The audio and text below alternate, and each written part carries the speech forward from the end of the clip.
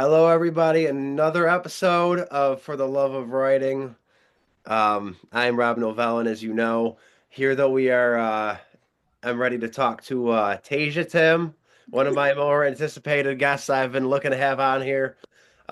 Very happy to have you on. Thank you for giving me your time.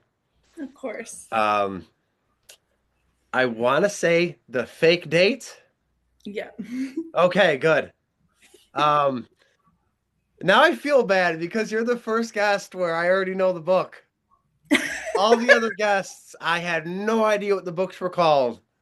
Um, so I guess the first thing, because I really want to know these things about you. How old were you when you first started writing, and what got you into it? So I've been writing since I was in like middle school. I took all the extra like curriculars for writing. I got into it more with high school. I would do like with the FFA, I always did the extra writing courses with that. And then in college, when I was in college, I studied a little bit with writing. I didn't get my degree with it, but uh, when I started for publishing, I when I first started writing was almost 13 years ago now. I began writing because it was kind of my way to channel my childhood trauma, and so I kind of used my writing as a diary, and I put it into other characters, which was kind of a way my therapist told me to kind of get it out. And when my husband found out that I was writing, he liked it, and I ended up publishing it almost 3 years ago. So, of course, in that 13 years, I've written several books, and so I've been slowly editing them and getting them out. And now I have new works that I'm actually working on. So that's been exciting. Cool. That is very cool. Yes. That's something I noticed about most of us writers. It's all trauma that we turn into stories. I have definitely seen, it's so sad, but I have noticed a trend that there's a lot of people who have used writing as a way to get their trauma out and to kind of cope. And I think it's a great outlet. It really is a great outlet. Yeah, I've been putting my dad in all my stories now, and it's my wife's the one that noticed it. And she's like, "You really put him into all this." And I'm like, "I don't even notice it till she points it out." And I guess so. I'm like, "It's never even a goal of mine." Yeah. Um, so you started when you were in middle school. Um, and you have a bunch of works that you said you're I currently. have my ninth book is publishing in January because it's available for pre-order, and then I'm working on my 10th one right now, which is a sequel to Flesh and Flame. So you're saying you have 9 books out on Amazon right now? Yes, Wow. You've been busy. I've been very busy. Yes. That's I like that though. I have 6 and I'm on my 7th, and if with any luck it'll be next year I get it out. Um one of the questions I wanted to ask you really was because obviously you said Flesh and Flame, right? Yes. Is one of them. I'm currently I already had a book edited, and then I put it out, and that was like 2019. And then I'm taking it to a book convention in February, and I read through it, and I'm finding all these things that I don't like. Yeah. While going through old stories, are you finding that it's Yeah, I have plans to actually rewrite my Avenging Angel series. It's novellas, but they're standalone biker romances and they're dark romance. But I want to rewrite them and add more detail because I feel like with them being novellas, they're missing detail and they could definitely have more to them to explain more of the events. And I also just kind of feel like because I wrote them so long ago, like my writing has definitely changed. And then like with my Binding Heart series, I feel like it reads kind of amateur in a way because I wrote them 13 years ago. Like I've definitely grown since then, and especially since I've been published. I've learned a lot in the past 2.5, 3 years. So I want to go back and rewrite them and really edit them to sound more professional. okay? Yeah, I know what you mean there. I feel like I'm reading something a kid wrote with this one I'm going through right now. It's just I'm 90 pages in, and it's only 160 pages, but Yeah. just flying through it, finding a bunch of stuff I don't like. But that's Um, growth, and growth is good. yeah. Oh, before we go any further, I just wanted because one of my last episodes, the video didn't show up. Your video thing doesn't have an X through it, right? No, I am. Nope, it doesn't look like it. Okay, I just want to make sure. I felt so bad for the author when that happened. Um, so tell me, unless it's like, because I know some people don't like to talk about their newish books. Tell me about Flesh and Flame and The Fake Date.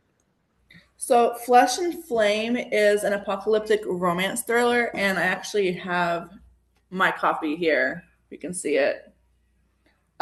Do Um, you make the covers or does I do. I love Yes. it. It's like 4 or 5 different layers on top of each other before I put in the title and, of course, my name. But yeah, I it's an apocalyptic romance thriller, and it's just about a guy who stalked a girl for a year. He goes over to talk to her finally, and the apocalypse happens. And there's a lot that leads you find out that leads up to that. But yeah, and I'm writing the sequel to it now, so. Does do you have any inspiration in that book from The Walking Dead?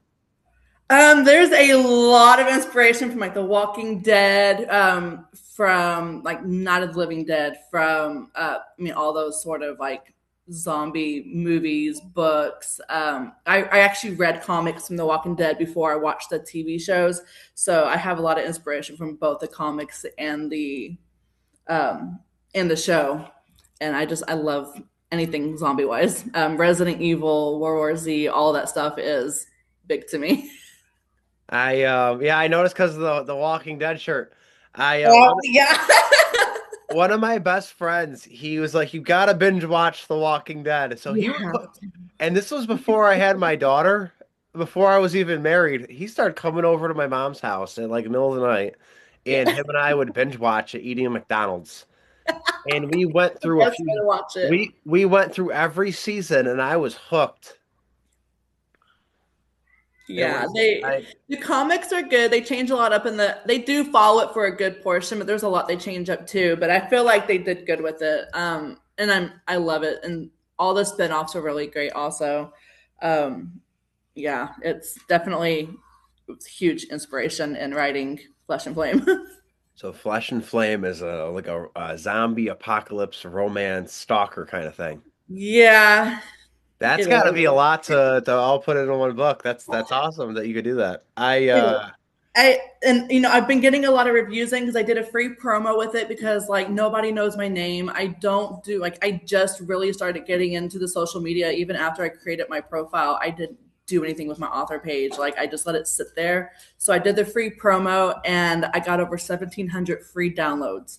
And reviews are finally starting to slowly trickle in and they're all 5 stars. And I'm like, Yeah, yes. it's a weird feeling. It's It like is. I wasn't sure how people would like it because I'm like, it's romance, it's zombies, it's got its own weird take, and I wasn't sure if it was actually going to be worth like people reading. And it's been getting a lot more Kindle pages read. People have actually purchased it now, so it's a weird feeling. It is. yeah, it's the like with I can relate to you with that. Like with me, the book I keep on people keep on giving me 5 stars on. It's like there's stuff in the book where I don't even feel comfortable talking about it on the podcast. That kind of stuff. To where it's like it it crosses lines. But it's like everyone that's read it is like you never excuse any of his actions. Like That's he your is that your book Christmas Fear? yeah, Yeah, I know I have not read it yet, and I keep meaning to. don't worry. Everybody's been authors. I always say authors never ask an author to read your book. They Yeah, will get to it. They'll get to it when they get to it. I've got a list so long of different indie authors I'm trying to get through. I'm reading Jeremiah Moon's book right now. And so I'm trying to get through everybody's book that I have on a list and I'm trying to stay in that order so I don't like cheat people out and Like there's one guy, Spencer something. I always see him on it. It's Spencer Guerrero. yeah, I'm probably butchering his last name. in strained locked in a stranger's room or something like that. Yeah. His books, the covers really stick out to me, and I like that. I love the titles, and they're all on my to be read list. But I'm actually reading his Christmas thriller Advent each day, and that was my first book of his. And oh, yeah, okay. it's good. Yeah, he's really been catching my eye like for the past few months to where I'm like every time I see I screenshot his books just Yeah. so like in the list of things I'm trying to read soon. Um so I love The Sound of Flesh and Flame. That is going to be on my next to be read. Um Surviving Winterland is Thomas Hunt's, Hmm. and that's on my to be read. So now Flesh and Flame. The Fake Date. I don't know what that I keep on trying to think what genre it is. What genre is that? It is it's just a rom-com, fake dating, and it is a 30-year-old woman who ends up fake dating her younger brother. He's 25. It's his best friend. She's known the best friend since they were little, and they choose to fake date. Like, she hates him. She loathes his existence, Oh, and for her brother's wedding, she needs a date. Her family has hounded her like, you're 30, there's no ring on your finger, you don't have kids. Pretty much she is like a disease, like, how dare you not have kids? Yeah, like, your 25-year-old brother is getting married, but you're 30 and nothing. Like, you have a cat. And the cat is kind of like that comical little thing I add in, and Richard is the best. And so, like, that one I have here, and it's just a rom com that and I wrote it in a way I like, because I hate fake dating books where they hate each other the whole time and yeah. they only realize at the end, oh, we actually do like each other. So I had them kind of realize Oh, okay. early on, but then Yeah. they couldn't tell everybody, hey, we actually like each other. So they had Yeah. to kind of play it like we still hate each other. Um, it was kind of like it.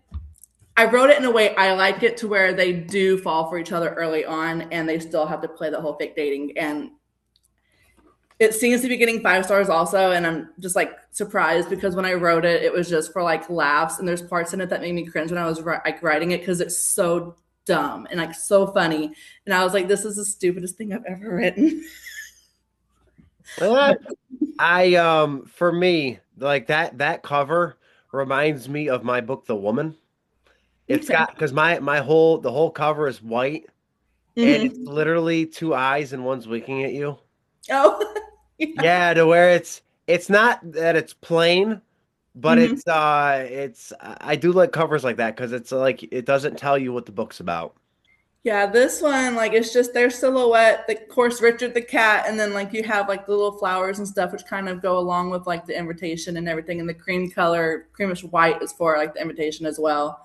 And so I kind of based it just kind of on that, with other than like it says like a brother's best friend fake dating rom com. Like, there's nothing else giving away that it's going to be a little different than most fake dating books. So you write apocalyptic like stalker romance and rom-coms. That's I pretty like cool. The fact that you romance, can but I don't like just one like genre of romance. So like I yeah. have like Avenging Angels is a dark romance biker standalone series, and then like I have like the apocalyptic thriller, and then I've got rom coms. I've got a Friends to Lovers series. So I've got different things, because I read different things, so I write all sorts of different romances. That is amazing that you can do all that. Like I've tried so hard to branch out to other stuff and I just can't do it. Yeah, I will say I wrote a romance fantasy. It's 118,000 words so far, and it's sitting on my laptop, and I struggle with it because it's got a huge plot hole. I I like romance, but it's not my main thing, and I've never written like or fantasy romance, I guess, romantasy, what do you call it? And so I've been struggling with that one, but I do want to like work on it eventually in the next couple of years and try and see what I can do with it. So we'll see. You should definitely do something with it. I always say it never hurts to put stuff out, even if you like doubt it or anything. Because oh, It's Christmas, fully written. It just needs to be edited, and I need to fix the plot hole. And once that's fixed, like I feel like it'll come together much better. like for instance, Christmas Fear. Oh, I love talking about that book. When I was writing that, I kept telling myself, you know how I don't think all writers do this, but some writers will sit there and think, oh, people are gonna love this. When I was writing it, I was like, nobody's gonna buy this shit. And they're gonna even probably say like, "Oh, boycott the book. It's too graphic. He's talking about this in it," Yeah, and it's like this horrible feeling when you're thinking that. But then people are like, "It's raw and unnerving, but gripping," and it's like, "Oh wow, thank you." yeah. I always say Um, there's readers out there for every book. You just have to find them. yeah. Um, and you have 9 books. I do. Yeah, I guess my ninth one publishes in January, and I'm super excited for that one because I spent 18 months on it, and so Is I'm super excited. what's the name of that one? It's called His to Rescue, and it is a firefighter and single mom. I saw the cover for that. Yeah, I like that cover. I love it. It's such I like a neutral tone, but I love it. I was scrolling through Facebook and I was just looking at the cover. I didn't even look at who posted it. Yeah, I love that cover. That's be proud of that though, because when I saw the cover, I was like, because you know how sometimes you're going through and it's like Frida McFadden's posting something, yeah, and it's like, oh wow, she's got a new book coming out January 27th. And yeah. I was scrolling through and I saw the His to Rescue. That looks really professional. Like No, thank you. that cover is really good. Did you I design that cover? Did you design that cover yourself? I did, yeah. I legit just used Canva, and I have bought like I've taken like I've purchased like stock photos from like Adobe and stuff, or I've used like the photos like on Canva, and I just layer them on top of each other, and I Yeah. spend months just trying to figure out how to get the transparency right, how to line them up. Um, Sometimes I kind of change the filter on them to kind of get them to play together right. It takes a while, but they usually come together eventually.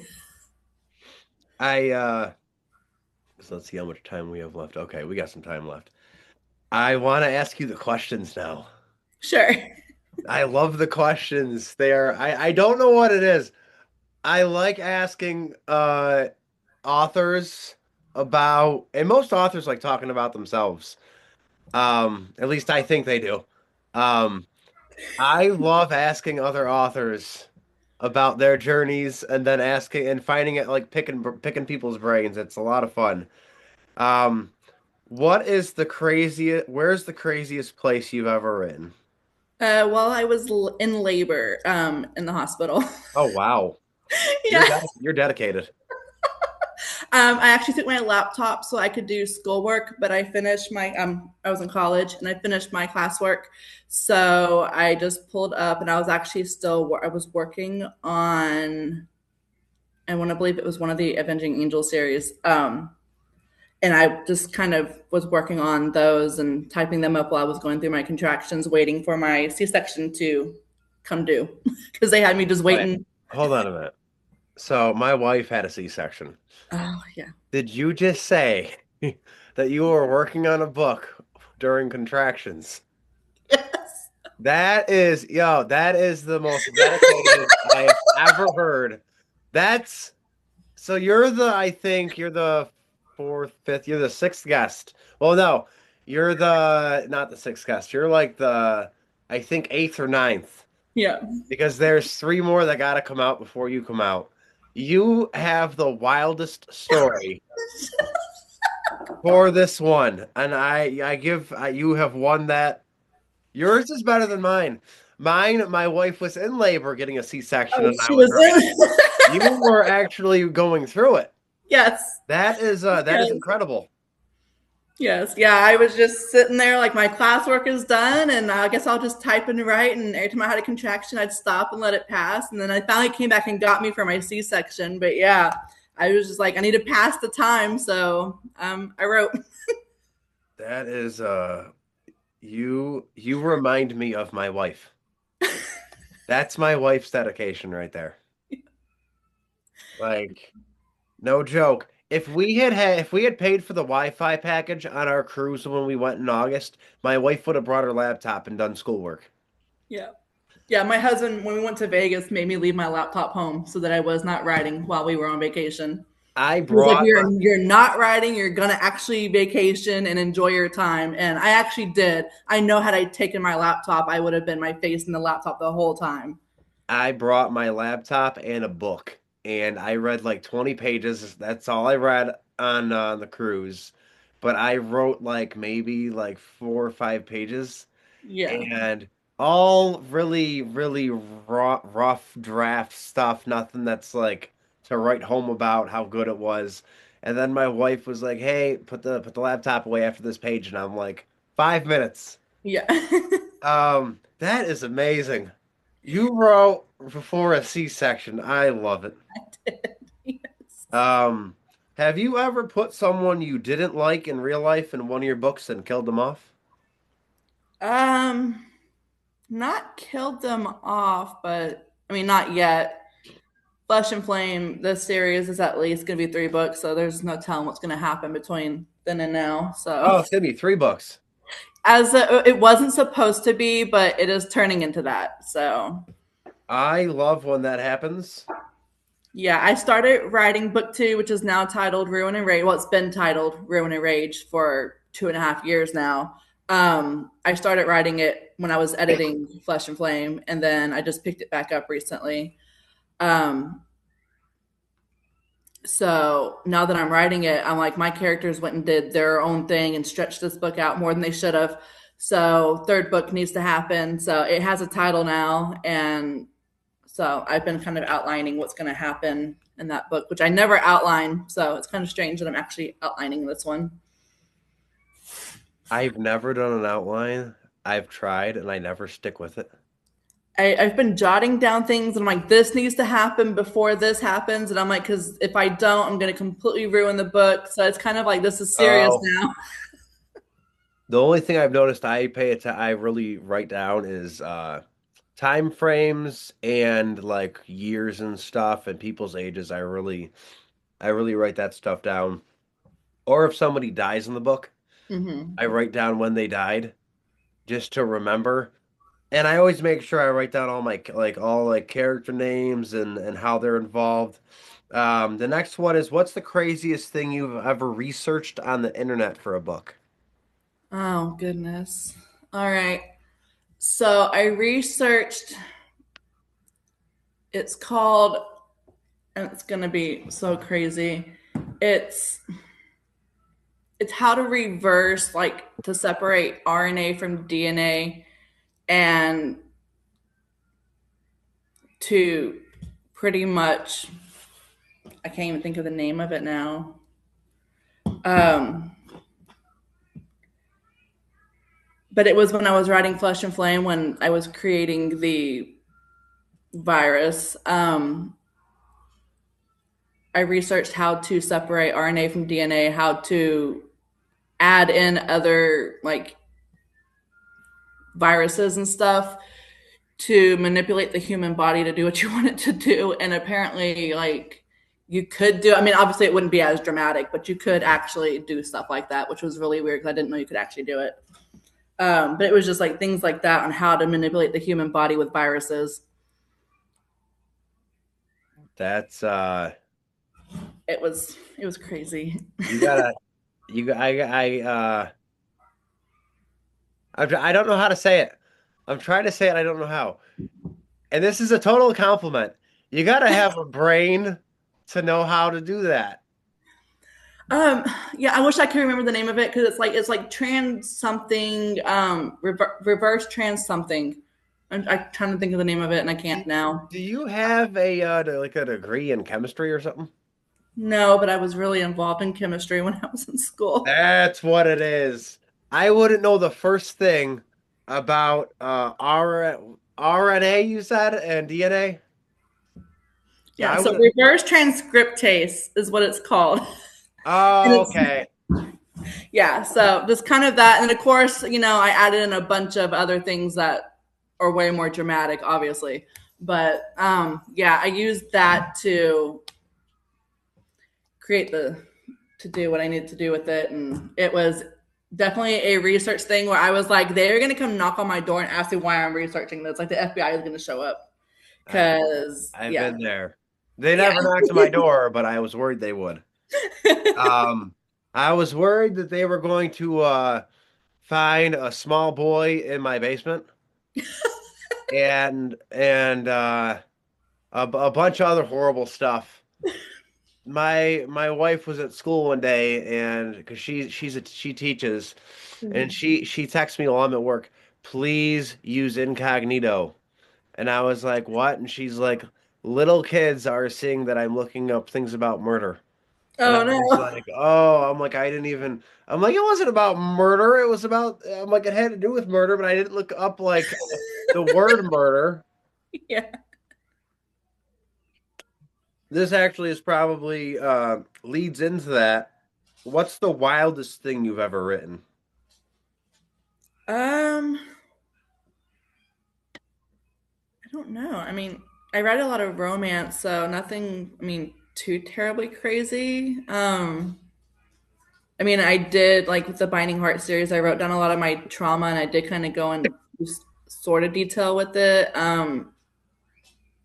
With Ruin and Rage, I've gone into, I can't go into too much detail right now, but like I'm writing down things that are happening in that one, a lot of like torture and stuff, but nothing too terribly crazy, I guess. You just said torture and stuff. Yeah, it hasn't gotten too detailed yet. I'm still trying to write it. You that's what I love about us writers. It's like I've looked up like torture and stuff, nothing too crazy. Well, like Flesh and Flame is my only one that's got any sort of like actual thriller aspect to it, and then Ruin and Rage is actually more on the thriller side than the romance side, and so diving into the thriller aspect of it has been kind of cool. I really actually enjoy it. Uh, yeah, I've been with what's happening in that one. I don't want to give away too much yet since it's still like in the writing process, but there's a lot to come that's going to be kind of crazy. So the first one's called Flesh and Flame, Mm-hmm. and the second one is called you said what in torture? Ruin and Rage. Ruin and Rage. Yes, And then the third one, do you have a name for it? I do, but I haven't announced the title yet. All right, yeah. Save that then for when you're ready. Yes. I don't want to ruin it for you. Are you doing the you have the F and F and then the R and R. Are you doing that with the third one to where I like Mm-hmm. that? Yeah, it's gonna be that too. And then I'm also trying to think of like a series name now that I'm for sure it's gonna be a series, but I don't know what like I have ideas for the series title, but nothing's truly stuck out quite yet. Yeah, that's a hard one. Like It is because I was like, I could just name it Flesh and Flame series, but that just seems so blah. So I'm trying to think of something more interesting.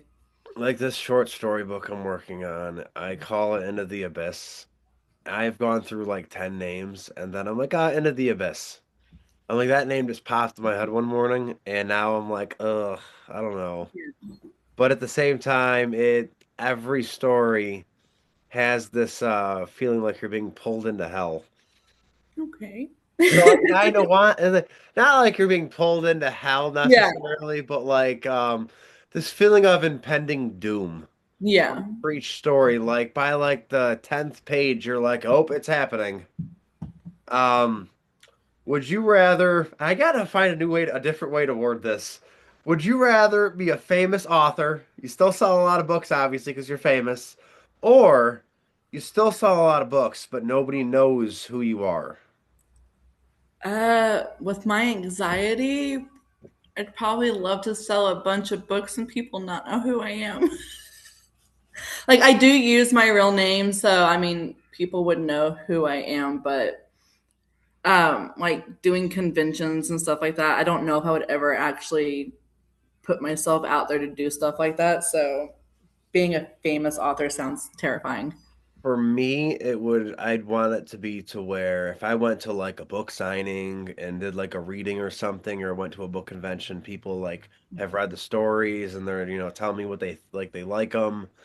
But the second that book convention's over, nobody knows who I am. Like That, I want, yeah, I want people to know my books. I'll be yeah, like, I write, I put them out there. I would love for people to know my books, but like, yeah, when I go home, like, I want to be like, nobody knows me. yeah. Like, right. Like I want to go out to dinner and I don't want anyone to be like, I'm reading a book here. It's like I want to be left alone right now. I always say if somebody was to walk up to me in person and be like, I love your books, I will dart away and like run because I don't do good. Like being put on the spot is horrifying to me. So One of my neighbors said to me, "Hey, we have like bonfires at their house every once in a while, and I haven't seen him in like a few months because the snow yeah. and everything.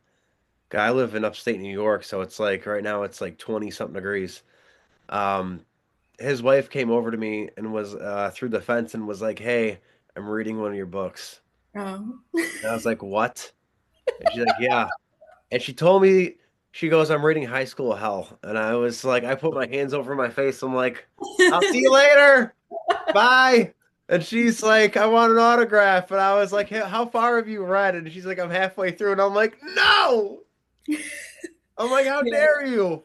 Like I've posted about it on my main like Facebook profile, but like none of my neighbors know I'm an author. Like when I go to the bus stop for the kids, nobody knows. Like I don't go around telling people. My husband announced it one time when we were out in public, and I was just like, "How dare you!" It's like, Yeah, do my not announce that. my wife does that. She bought me a shirt that says I'm the psychotic writer everybody warned you about. And I wear it, but Yeah, it's like I wear a hoodie over it when I go out. I would be Um, so horrified if people came up to me and asked me about my books. I wouldn't know how to talk to people. I'm so awkward in person. yeah, oh, me too. Me too. In person, I'm awkward, but once I get comfortable, I can't shut up. Um, we've got about 3 minutes left. I can't believe it went by that fast. It did go by fast. That was Yeah, crazy. I've got a few more questions. I still want to ask you. Um, I do think you should come on again soon because it would be great. Sure. I you got me on once. I think I could do it again. So I would say do a part two. We could do a part two, but it would have to be either later tonight or sometime whenever you'd be available. I couldn't do it right now though, unfortunately. no, yeah, and tonight my all the boys are gonna be home. And my little one will be up here shortly and he won't be quiet when he wakes up. So my next question, do you write sex scenes? Yes. Me too. It's now, do you get into detail with them? Yeah. Okay. Very detailed. I do as well, and it's to the point where I have in dialogue during them. And I always feel weird writing the dialogue. It was weird at first, like because Binding Hearts was my first series, and when I started writing it at first, I was like, "Oh, I can't do this." But the more I wrote it, erased it, read, other authors, and kind of like, I was like, "It's not so bad. Like other authors can do it." The more I wrote with it, the better I've gotten at it, and now it's more natural. And I'm like, sex is natural. Yeah. So it's nothing to be ashamed of. I'm to the point where I can write it and not feel awkward about it, and it doesn't make me want to like ugh anymore. And so yeah, but it was awkward at first. Oh yeah, no, I know what you mean. Mine sounded so corny when I started writing them. I'm getting a little bit better at them though. Um, well, that was amazing. So Flesh and Flames or Flesh and Flame? Flesh and flame.